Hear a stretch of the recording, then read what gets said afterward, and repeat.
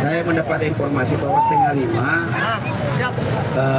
pemeriksaan Bung Rocky Gerung itu selesai. Cuma sekarang udah jam berapa tuh? Jam berapa sekarang? Udah setengah 5, tapi belum ada tanda-tandanya ini. Jadi kita sepakat memang sesuai dengan apa? Ini kan aksi spontanitas ya. Jadi setelah Bung Rocky kita pastikan naik ke atas mobil dengan sehat dan selamat, maka kita langsung juga membubarkan diri. Biar Pak Polisi juga tahu nih bahwa aksi spontanitas ini kita lakukan demi menjaga nilai-nilai demokrasi yang jujur saja kemarin dicederai oleh oknum caleg dari PDIP, gitu kan? Juga ada kejadian-kejadian yang sifatnya sudah masuk kategori teror karena melakukan pelemparan terhadap Rocky Gerung ketika menyampaikan statementnya dalam seminar di Yogyakarta. Itu juga sangat tidak dibenarkan, apalagi yang melakukan penipuan itu bukan orang Jogja, tapi orang yang sengaja didatangkan dari luar Yogyakarta, yaitu Jawa Timur, untuk datang ke situ. Ini tentu saja adalah bentuk-bentuk rekayasa membungkam nilai-nilai demokrasi yang hari ini kita perjuangkan bersama-sama. Maka kita hadir hari ini untuk ikut serta mendukung apa yang menjadi akal sehat Bang Rocky Gerung, apa yang menjadi cita-cita demokrasi dalam rangka mencerdaskan kehidupan bangsa. Karena dengan tindakan-tindakan itu yang terjadi adalah kekonyolan dan kebodohan yang diperlihatkan oleh elit-elit penguasa hari ini. Nah, yang disayangkan adalah statement daripada pejabat-pejabat, petinggi-petinggi partai politik itu sendiri. Dalam hal ini Sekjen PDIP, Hasto, yang katanya itu bagian daripada kebebasan berpendapat. Itu pernyataan yang menyesatkan, keliru dan goblok. Ya kan?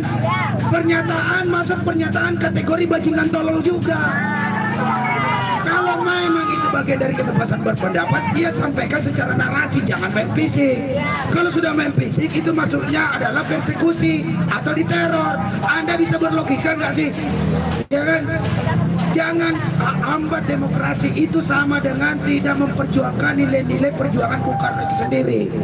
Jadi Anda harus lebih belajar lagi ideologi perjuangan Bung Karno, ya kan? Atas dasar kebebasan demokrasi yang diperjuangkan tahun 98, Anda bisa jadi sekjen PDIP saat ini. Bukan setelah Anda berkuasa, Anda malah mengangkangi, menginjak-injak demokrasi yang sudah diperjuangkan oleh rakyat Indonesia. Ini sungguh sangat tidak dibenarkan. Maka dari itu kita minta juga kepada Pak Hasto untuk meluruskan statementnya. Jangan asal ngomong lu di media. Anda partai penguasa masalahnya. Anda partai terbesar fraksinya di DPR. Ya kan? Justru kami minta kepada PDIP untuk sadar sesadar-sadarnya. Berdasarkan fakta, PDIP adalah partai yang paling banyak terlibat kadernya dalam kasus korupsi. Juga sangat mendukung lahirnya undang-undang bajingan dan tolol, undang-undang Omnibus Law yang menyengsarakan rakyat, yang bikin susah rakyat, yang bikin sulit kaum buruh hari ini. Juga menjadi biang kerok terjadinya perampasan tanah oleh saudara-saudara kita yang ada di Pulau Rempang, Batam di sana. Nah, dalam kesempatan ini juga saya meminta kepada pihak kepolisian untuk segera membebaskan semua tahanan-tahanan yang kemarin yang ditangkapi secara brutal, bahkan dihina-hina, diancam akan dibunuh. Itu adalah tindakan mereka, bukan perampok, mereka bukan koruptor, mereka adalah pejuang rakyat yang mempertahankan tanah air mereka, tanah nenek moyang mereka dari kerakusan daripada kaum-kaum investor atas nama investasi, atas nama regulasi, atas nama undang-undang ingin mencaplok tanah-tanah rakyat. Itu adalah jelas kebijakan yang bajingan dan tolol dari rezim Jokowi ini. Ya kan? Itu sama saja. Ini justru berpotensi untuk terjadinya pecah belah. Bukan Rocky Gerung ngomong bajingan tolol di seminar di sana, kemudian dilaporin di polisi di sini. Lantas dia dituding untuk memecah belah bangsa. Yang memecah belah bangsa itu ya kebijakan-kebijakan perampasan tanah-tanah rakyat yang ada di daerah-daerah di luar Pulau Jawa ini. Gitu loh.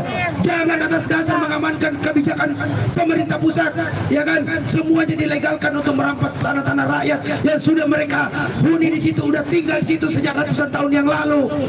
Pulau Rempang itu ada sejak tahun 1834, jauh sebelum Indonesia merdeka. Jadi ketika mereka semua di sana mempertahankan, berjibaku, berdarah-darah, bahkan sampai terjadi kerusuhan di BP Batam kemarin, itu dalam rangka mempertahankan tanah air mereka. Kalau terus pemerintah pusat melegalkan, memberikan izin HGU yang kelewat batas kepada investor-investor itu untuk menguasai tanah rakyat, maka di situ potensi perpecahan bangsa Indonesia akan terjadi. Disintegrasi bangsa akan terjadi karena mereka menganggap pemerintah pusat tidak mampu melindungi tumpah darah rakyat Indonesia, saudara-saudara. Itu yang harus dilawan. Jadi rejim Jokowi ini benar-benar sudah melanggar apalagi ini tugas-tugas pemerintah pusat dalam konstitusi kita, yaitu mencerdaskan kehidupan bangsa, menjaga tumpah darah rakyat Indonesia, juga melindungi segenap bangsa Indonesia. Jadi itu saja dia sudah langgar. Lantas kemudian siapa bilang Pak Jokowi tidak melanggar hukum? Memang Pak Jokowi tidak melanggar hukum, tapi melanggar konstitusi. Itu sama dengan hukum. Dasar cebong kampret, goblok kalian. Kagak ngerti-ngerti juga. Masih aja. Itu susahnya kalau mereka itu besar-besar yang dibayar oleh rejim membenarkan yang salah, ya kan, menyalahkan yang benar. Yang terjadi tidak sesuai pernyataan dengan kenyataan. Itu adalah ditambah lagi nih, satu lagi nih saya ingatkan nih, Bapak Mahfud MD yang terhormat, Bapak Profesor Menko Polhukam menyatakan bahwa kejadian di Pulau Rempang itu adalah bukan penggusuran, tetapi pengosongan lahan. Itu mengingatkan saya terhadap ada pemimpin yang bilang itu bukan mudik tapi pulang kampung. Sama gobloknya, sama bodohnya. Kan? Jadi bikin pernyataan bajingan tolong semua hari ini. Jadi kita rakyat Indonesia yang sadar akan kondisi bangsa ini, gitu loh. Kita semua wajib bersama-sama mengawal NKRI, mengawal konstitusi kita agar tidak hancur lebur di dalam masa rezim Jokowi ini. Apalagi sebentar lagi dia lengser ke Prabon, sudah tidak calonkan diri, jadi nggak usah lagi cawe-cawe lah. Udah lu tobat nasuha, urus negeri ini sampai periode berakhir.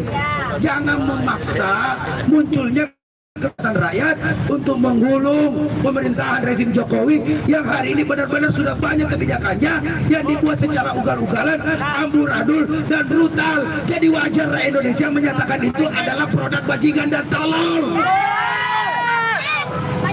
Ya kan?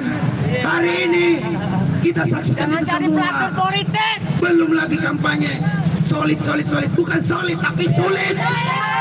Ekonomi solid, cari kerja solid, cari duit solid, cari pinjaman solid, cari istri solid, cari suami solid, karena statusnya sudah tidak jelas. Ini jangan bilang solid tadi yang ada dia. Fakta solid, fakta hari ini adalah solid. Ekonomi solid, cari uang solid, cari utangan solid, cari pacar solid, cari istri solid, cari suami solid, semuanya serba solid gara-gara kebijakan yang bajingan dan tolol rezim Joko Widodo yang didukung oleh partainya.